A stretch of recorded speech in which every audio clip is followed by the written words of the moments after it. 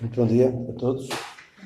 É sempre um prazer para mim estar aqui no vosso meio e com o extra hoje de não ter de me deslocar para mais longe. Posso ficar aqui um pouquinho convosco, que muitas vezes nem nos posso cumprimentar em condições e são ossos não do ofício, mas deste ministério que, pela graça de Deus, tenho posto em prática, de disposição da palavra de Deus e, talvez, à quinta-feira em particular, não quero estar a faltar ao estudo bíblico nas fontainhas e, por isso, muitas vezes tenho de me ausentar rapidamente. E ao domingo a mesma coisa, tenho a escola dominical às 11, portanto, normalmente tenho de ausentar rapidamente. Não é o caso hoje, porque hoje há ensaios para a festa de Natal e, portanto, posso estar aqui um bocadinho mais convosco. Ora bem, como estamos nesta altura natalícia, já falámos um pouquinho sobre o Natal. Nós começamos já há alguns meses, se calhar desde outubro, para aí, né? Começamos a sentir que o Natal vem aí, com as superfícies comerciais a exibir temas, produtos alusivos ao Natal, mas infelizmente o Natal que é celebrado por esse mundo, que é assinalado por esse mundo fora, é um Natal que não tem Cristo. Já tirou Cristo completamente da celebração. Razão pela qual muitos crentes optam até por se demarcar completo. E são até um pouco, já vi alguns, a serem um pouco desagradáveis e até hostis na sua defesa de que não devemos ter nada a ver com o Natal. É verdade que devemos ter consciência de que esta é uma celebração que já há muito se demarcou, como o mundo a faz, já se demarcou há muito tempo de qualquer sentimento de apreciação, de reconhecimento pelo nascimento do Senhor Jesus Cristo. Mas o que é que vamos fazer?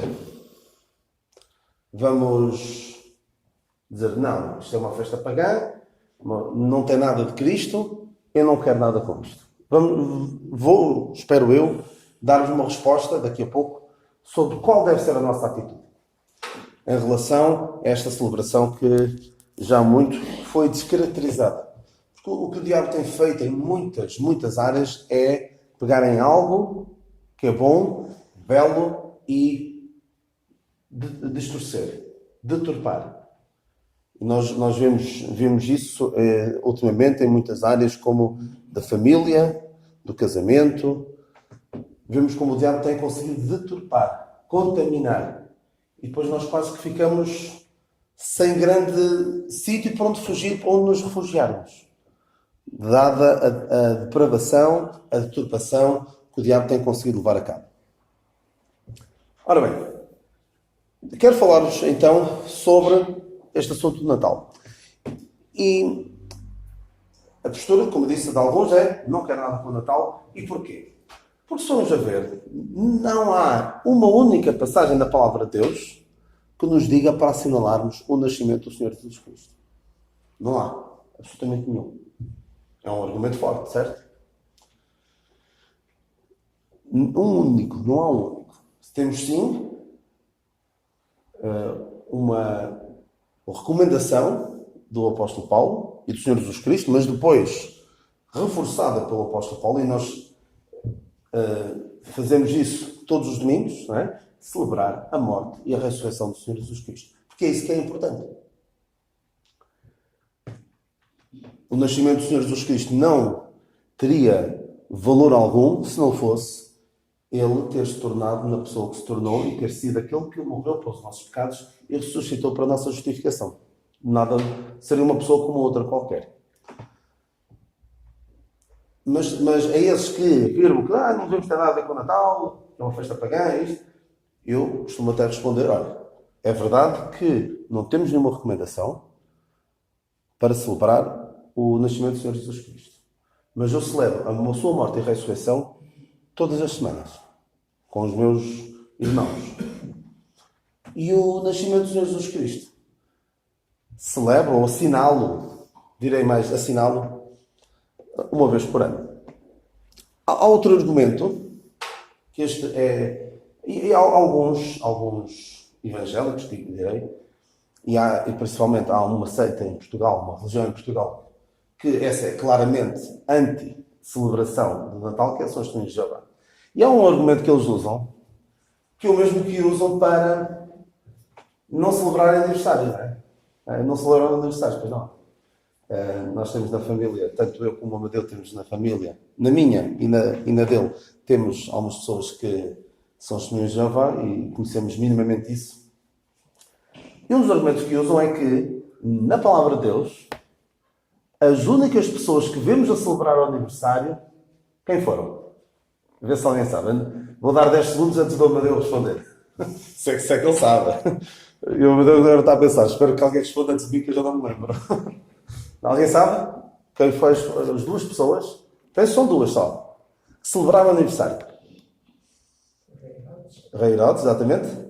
E ele casou com Vasti. Vasti. Então foi aniversário? Não, eu pensava que era Faraó. Não foi Faraó.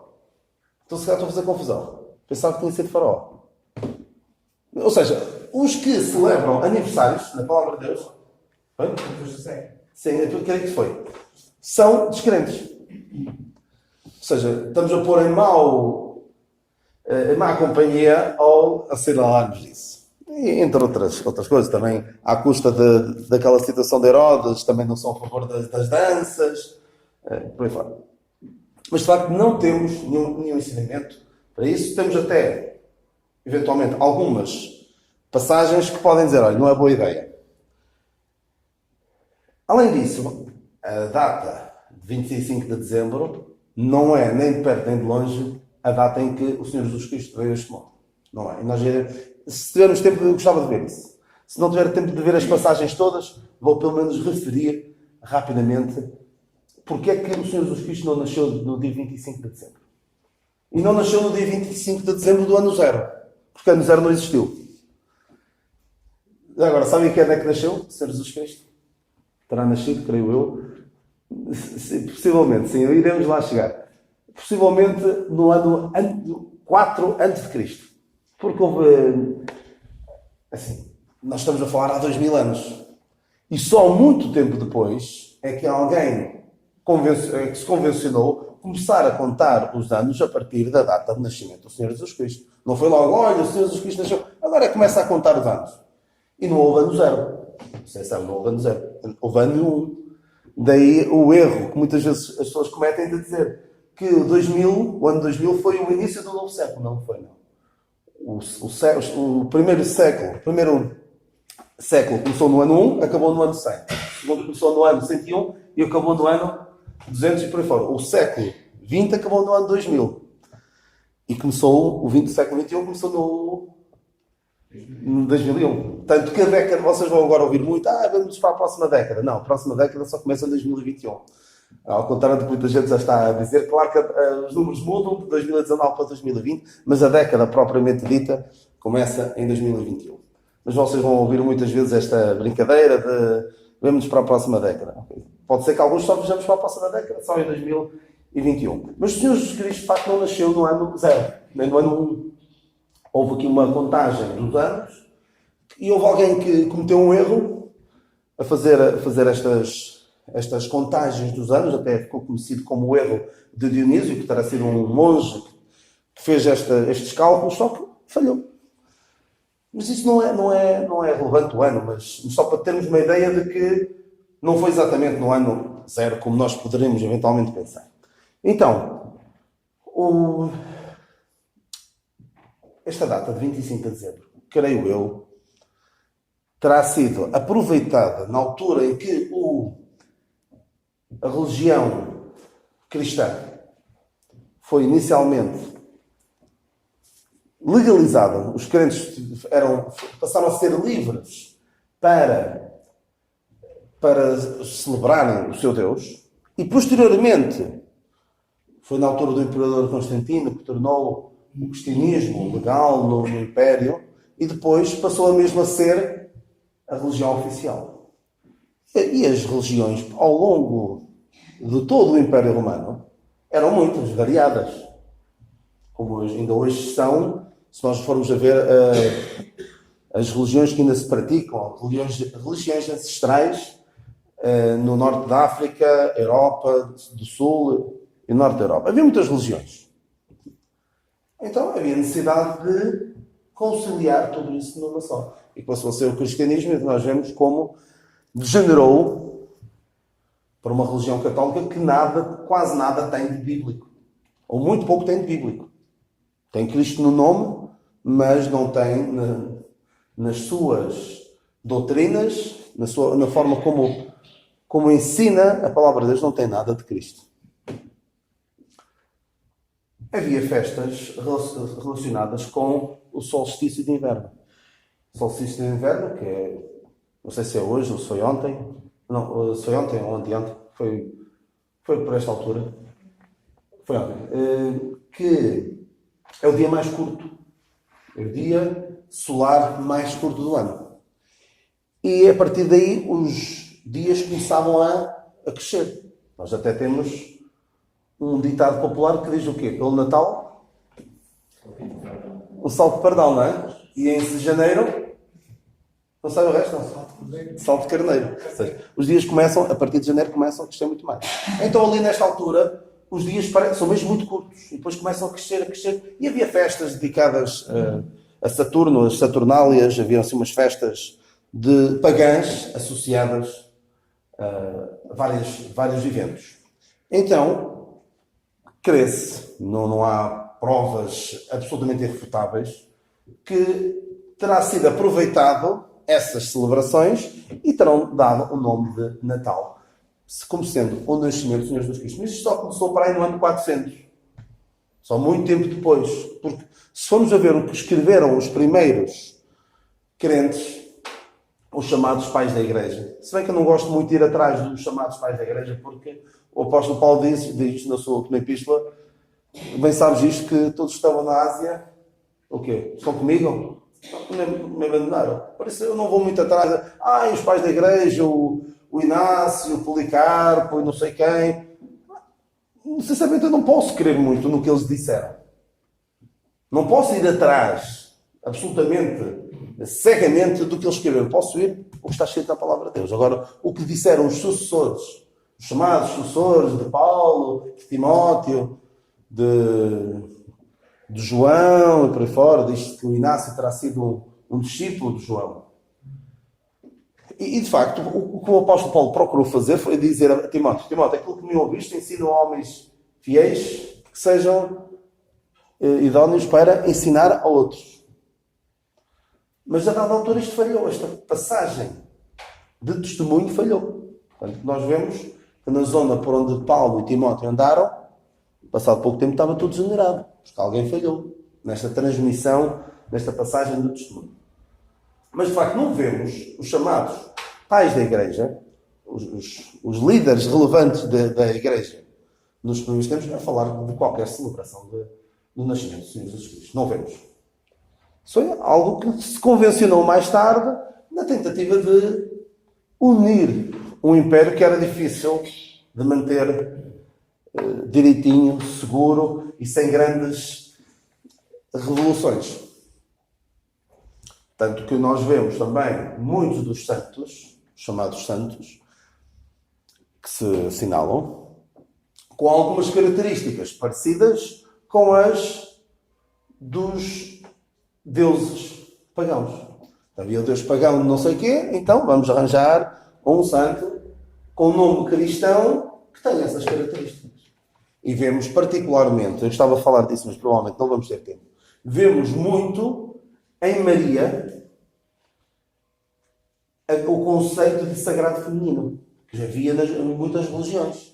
Já nas religiões, eu lembro de estudar isso em História no 7º ano, que havia aquelas imagens de deusas da fertilidade, que já desde, dizem eles, milhares e milhares de anos antes de Cristo, do Neolítico e desses períodos. Então, havia esta ânsia pelo sagrado feminino. E depois foram injetar isso tudo em Maria. Coitada da Maria, que queria apenas ser uma serva de Deus, que está a serva do Senhor, faça-se em mim segundo a tua palavra. Nada mais do que isso. E é agora uma deusa, praticamente. É venerada como deusa. E eu sei que não vou ter tempo a falar disso, mas só muito rapidamente sobre Maria. Sobre esta degeneração que o diabo leva a cabo para desvirtuar tudo. Ele quer contaminar tudo. E vemos como ele procura fazer isso com a semente, com a nação de Israel. E com a própria semente de Adão. Contaminar. É sempre a ideia dele a contaminar. Então, Maria, nós vemos, se nós lemos a palavra de Deus, ela diz a dada altura: a minha alma engrandece a minha alma se alegra em Deus, meu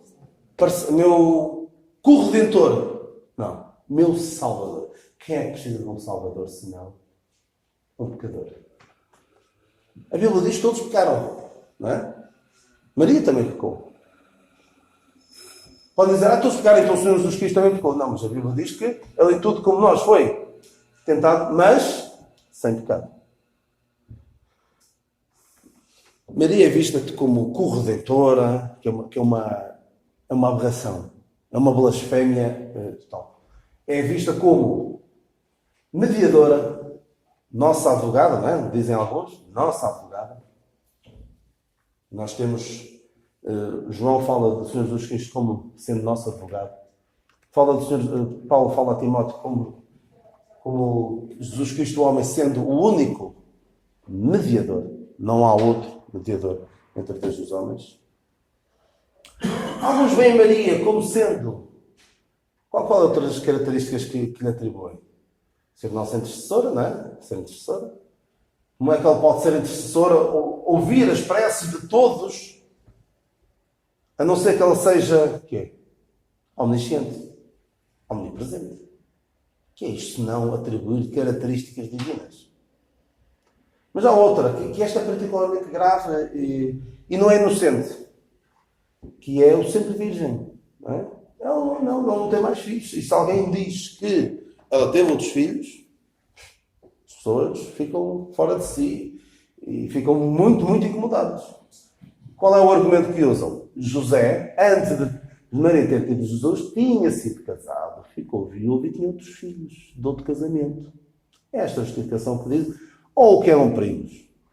Mas vamos só ver aqui uma passagem muito rapidamente, no Salmo 69, só para desmontar esta ideia. O Salmo 69 é conhecido como um salmo profético dos sofrimentos que o Senhor Jesus Cristo havia de passar, no Salmo 69. Tanto que nós vemos no Salmo 69, 21, Salmo 69, 21, deram-me fel por mantimento e na minha sede me deram a beber vinagre. E fala aqui muito dos sofrimentos que haviam de vir ao Senhor Jesus Cristo. É o salmo profético de Davi. Leiam o Salmo 69, vamos ler Salmo 69, 8. Tenho-me tornado como um estranho para com os meus irmãos e um desconhecido para com os filhos da minha mãe. Filhos da minha mãe.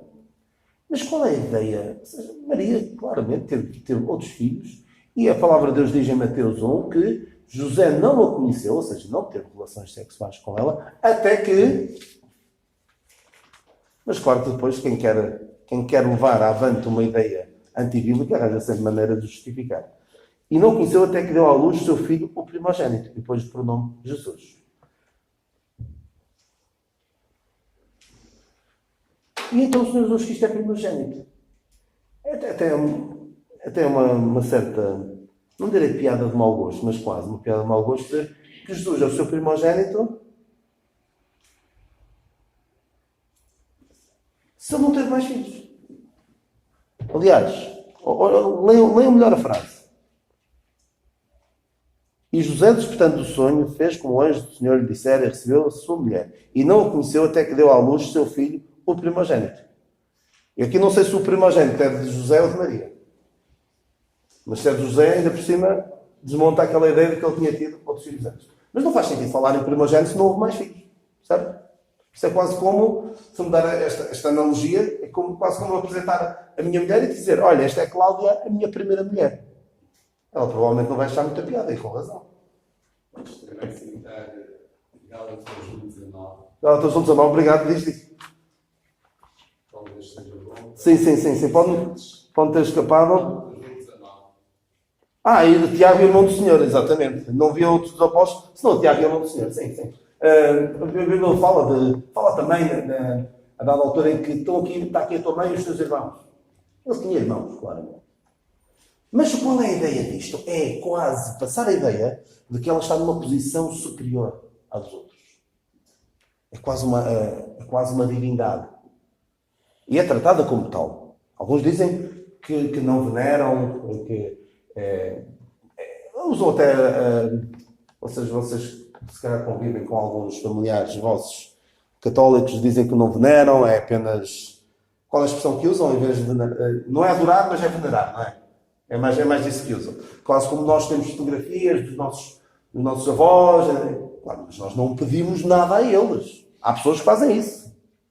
Há pessoas que, nomeadamente, eu acho uma estupidez tremenda, percebo que haja uma ligação emocional, pessoas como os jogadores de futebol que marcam um golo, apontam para o céu, como se tivesse lá alguém a olhar por eles. Isso não tem nada de bíblico, não vale a pena pedir a ninguém que já partiu.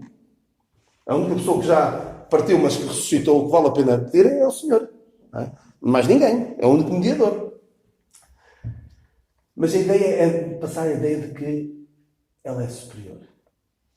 É mais ilustre do que todos os outros. E tanto que nós tivemos há 3 semanas, sim, 22, não, há 2 semanas, tivemos o quê? O feriado da Imaculada Conceição. E não estamos a falar da Conceição do Senhor Jesus Cristo ter sido concebido, não, é Maria. Maria que desde o ventre da sua mãe foi preservada do pecado. Mas nós vemos, inclusive, ela a duvidar a dada altura do ministério do Senhor Jesus Cristo. Havia ali uma certa e ela nem andava com ele, propriamente, que ela está ali a tua mãe, os teus irmãos, e o Senhor não a valoriza assim tanto quanto isso.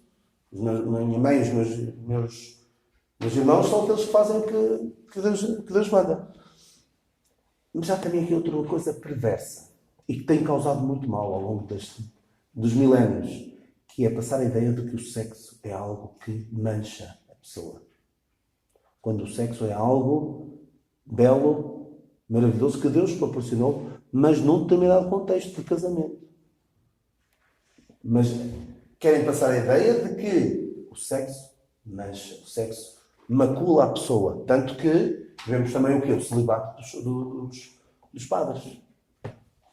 Tudo isto faz parte de uma ideia que querem passar, não sei com que objetivo, mas é um objetivo maligno, e Paulo fala sobre isso, proibindo o casamento, não é? Eram aqueles que proibirão o casamento. É terrível.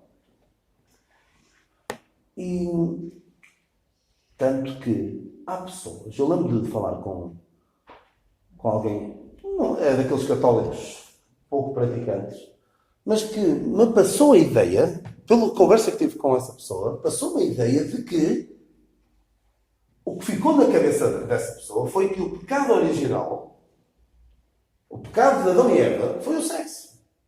E que o fruto era apenas uma figura. É terrível isto. E claro, depois descamba em quê? Tanta opressão, tanta uma ideia tão negativa e tão distorcida do sexo leva depois a todo tipo de revolução sexual, de perversões que nós vemos, infelizmente, na Igreja Católica e não só. Mas isto era apenas um parênteses sobre Maria. Atenção, Maria foi alguém usada por Deus nesta maravilhosa história, mas não mais do que isso. Não deve ser digna de ser venerada. Não é digna de ser venerada de maneira alguma. E não sei se sabem, o ser humano tem muito a tendência de esquecer o Criador e adorar a criatura. Honrar o mais Como é que é? Romanos 1. Honraram mais criatura do que o Criador, que é bendito eternamente. Não é? Tem esta tendência. Não sei se recordam de quando o povo de Israel esteve no deserto e foram picados por serpentes. Deus disse a Moisés para fazer uma serpente de metal. Recordam-se dessa história? Certamente. E qualquer que olhasse para aquela serpente seria salvo. E até usado pelo próprio Senhor Jesus Cristo como uma figura daquilo que o Senhor Jesus Cristo iria fazer, não é? Assim como a serpente foi levantada no deserto, assim importa que o Filho do Homem seja levantado. Sabe o que aconteceu a essa serpente depois? O homem não está a ensinar, acho que sabe. O que é que aconteceu a esta serpente? Nós pensamos, foi queimada e aproveitada para alguma coisa, ou deitada fora, deixada ali. O que é que aconteceu? Diz lá, Dada. Tem que ser suspeita de coisa agora. Começar a Séculos e séculos depois, o rei Ezequias, numa daquelas limpezas religiosas que ele fez, ele era um homem temente a Deus, o seu pai, Acaz, penso eu, um rei ímpio, e o Ezequias, quando chegou, teve de limpar tudo e estabelecer o culto ao Senhor. E diz a palavra de Deus, no segundo livro dos Reis, eu vou tentar encontrar aqui a passagem, o que é que nós lemos? Que no segundo livro dos Reis, 18:4, que ele, alguns, então é melhor ler mesmo. Segundo livro dos Reis, 18:4, para verem como o ser humano é terrível. Este tirou os altos, Ezequias, e deitou abaixo os bosques, e quebrou as estátuas e deitou abaixo os bosques, e fez em pedaços a serpente de metal que Moisés fizera. Porque até aquele dia os filhos de Israel queimavam incenso e lhe chamavam Neustã. Neustã significa pedaço de cobre. Queimavam incenso a um bocado de metal. 500 anos depois. E eu vejo aqui algum paralelismo. Apesar de ser uma mulher, um ser humano e não um pedaço de metal, vejo 2000 anos depois esta mulher, que se pudesse ver o que lhe fazem, coraria de vergonha, certamente. Ao ver o que lhe fazem, vemos como o ser humano a venera. Não lhe queimam incenso, mas chamam-lhe Rainha dos Céus. Não é? E Rainha dos Céus está associado à idolatria também, não é? Falamos num dos livros proféticos, que não sei se é Isaías, fala daqueles que adoram a Rainha dos Céus. Sinceramente, isto vem de gente que não entende nada da palavra de Deus. Mesmo. Infelizmente, isto está contaminado e desvirtua alguém que Deus usou poderosamente. Ela se deixou usar poderosamente nas mãos de Deus, mas não mais do que isso. Ora bem, então sobre o nascimento do Senhor Jesus Cristo. Isto era um parênteses para 2 minutos e eu demorei quase um quarto de hora. Mas também é importante para nós estarmos firmes e vermos o que é que a palavra de Deus diz sobre isto.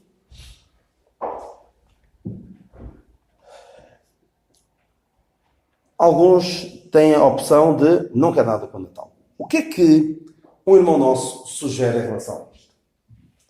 O nosso irmão Stam, Cornelius Stam, que muitos conhecerão, se não de nome, conhecerão como sendo, foi um irmão nosso que partiu já há alguns anos, que teve um trabalho precioso na divulgação das verdades dispensacionais, nomeadamente através do livro Coisas que Diferem.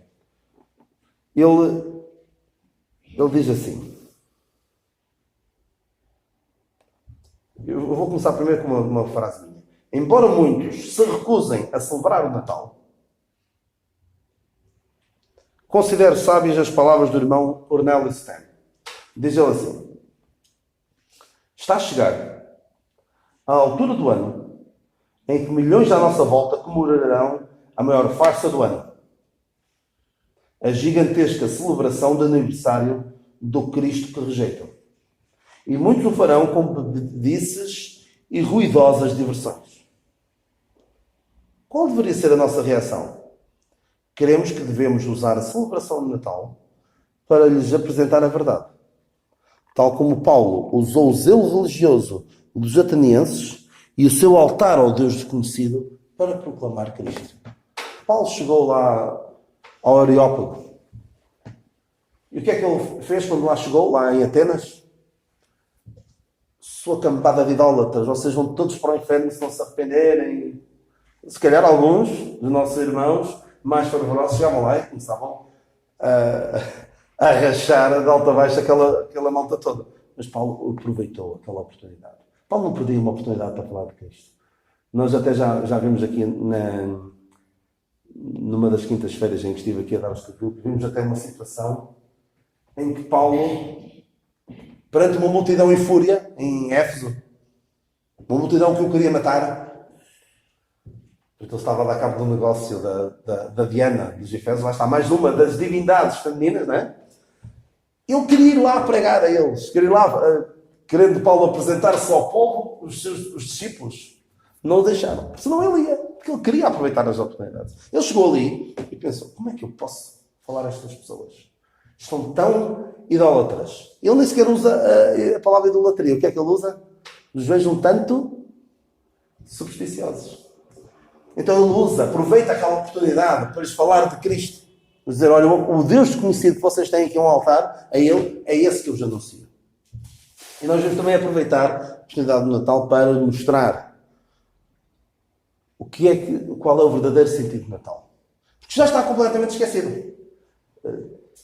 Este mundo já não sabe nada do que é o Natal. Raramente, já tenho dito isto várias vezes, raramente vemos, até nas festas de Natal, e eu angustiava-me, todos os anos havia festa de Natal na escola de Lucas.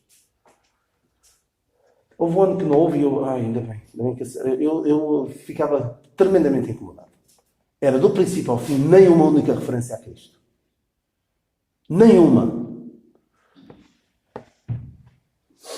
Infelizmente, e até foi recentemente, a Rádio Comercial faz todos os anos uma música engraçada, convenhamos, tem a sua piada, sobre o Natal. E este ano fizeram uma música em que, claro, com um bocadinho de irreverência, que não seria desejável, fizeram uma música que conta a história bíblica, claro, com aquelas variantes e com as suas graçolas, conta a história bíblica bem. Infelizmente é a melhor história bíblica que muitos vão ouvir durante este Natal. Não vão ouvir mais nada. Tem de ser pessoas que fazem um trabalho mais humorístico a contar a história do Natal. Senão as pessoas não sabem. Não sabem absolutamente nada. E depois veem filmes ou ouvem histórias e pensam que foi assim que aconteceu.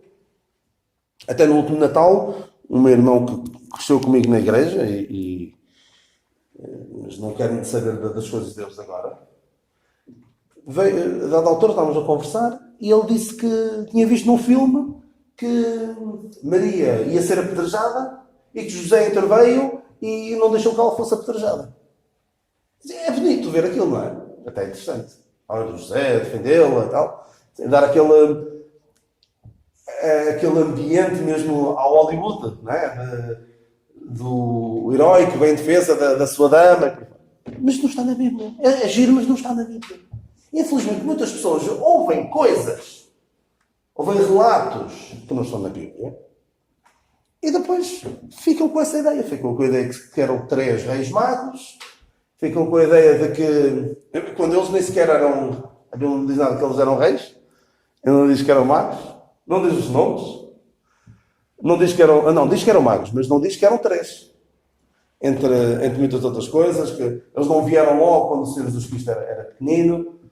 Muitas coisas que se podem dizer, infelizmente, muitas ideias erradas que as pessoas criam à conta da sua ignorância bíblica. Mas então nós devemos aproveitar esta oportunidade, uma oportunidade de ouro para falar de Cristo e falar-lhes do que realmente interessa.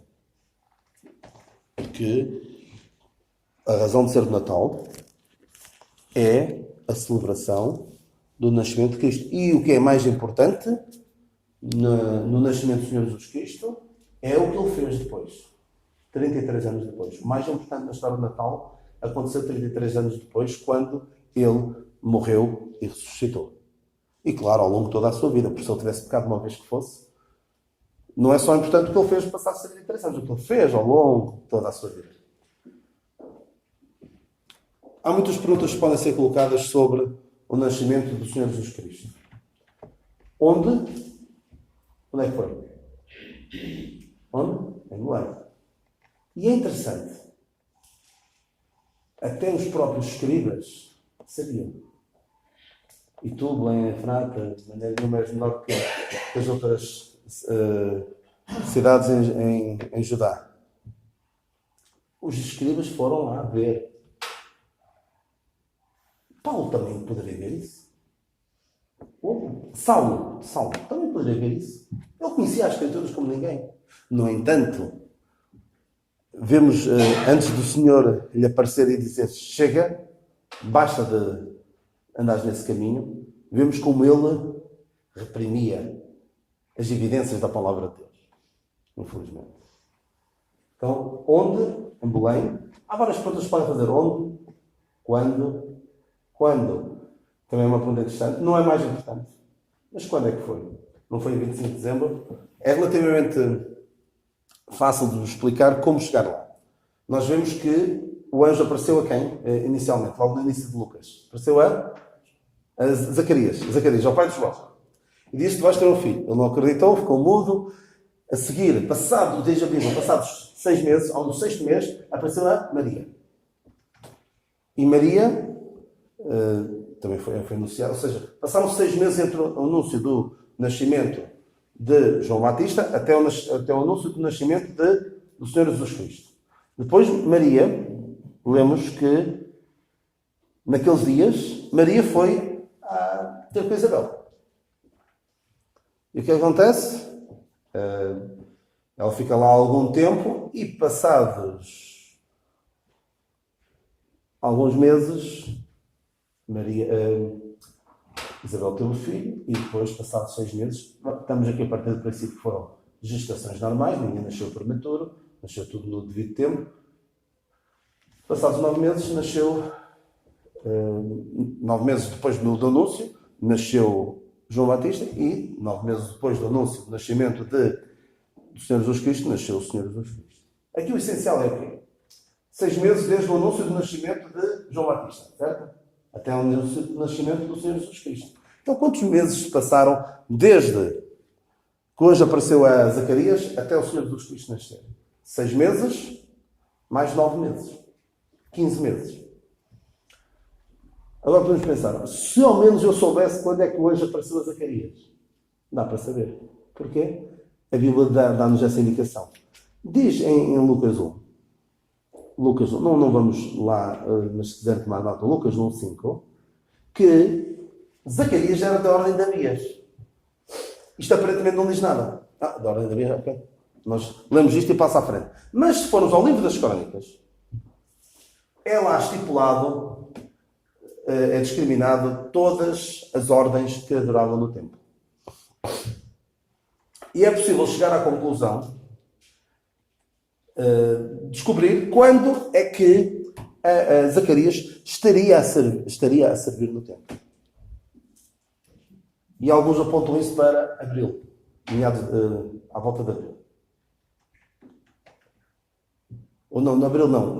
O ano começa em abril, o mês de Nisan, que era quando eles começavam a contar os meses, calhava em abril. E Zacarias estaria a servir no templo à volta de junho, segunda quinzena de junho. Então, fazendo as contas, isto vai bater mais ou menos em setembro, outubro. É o que eu creio, setembro, outubro. Mas isto só para nós vermos, com este exemplo, como nós, pegando na palavra de Deus, podemos descobrir coisas que aparentemente não dá para saber. Vou eu dizer agora, vamos passar a celebrar no dia 25 de setembro e não no dia 25 de dezembro. Não vou dizer isso. Mas fica aqui a consolação de que a palavra de Deus, se nós pesquisarmos bem, e este trabalho não foi eu que o fiz, houve irmãos nossos que se dedicam mesmo muito a fundo ao estudo da palavra de Deus, e gostam de estudar estas coisas, chegaram à conclusão de que não foi nada em dezembro, mas foi sim, provavelmente, final de setembro, princípio de outubro. Outra pergunta que se pode fazer, as várias perguntas que se podem fazer: onde, quando, como, nasceu de uma virgem, nós já vimos isso, nasceu de uma virgem, mas não foi para sempre virgem, foi um nascimento miraculoso, completamente diferente. De quem? E estas duas últimas perguntas são muito importantes e nós teremos a resposta a elas facilmente. Quem era o Senhor Jesus Cristo? Era um mero homem? Foi um mero ensinador? Um mero homem justo, reto e íntegro?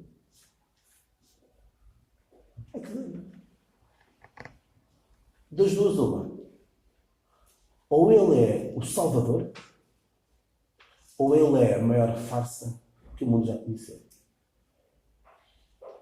Não podemos ficar a meio termo. Ou é um mentiroso, ou é o nosso Salvador.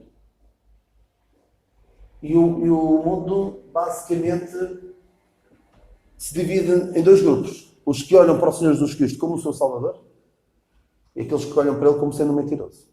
Mesmo aqueles que dizem, ele era um homem, um mestre, um grande homem que ensinou grandes doutrinas, que viveu uma vida extraordinária.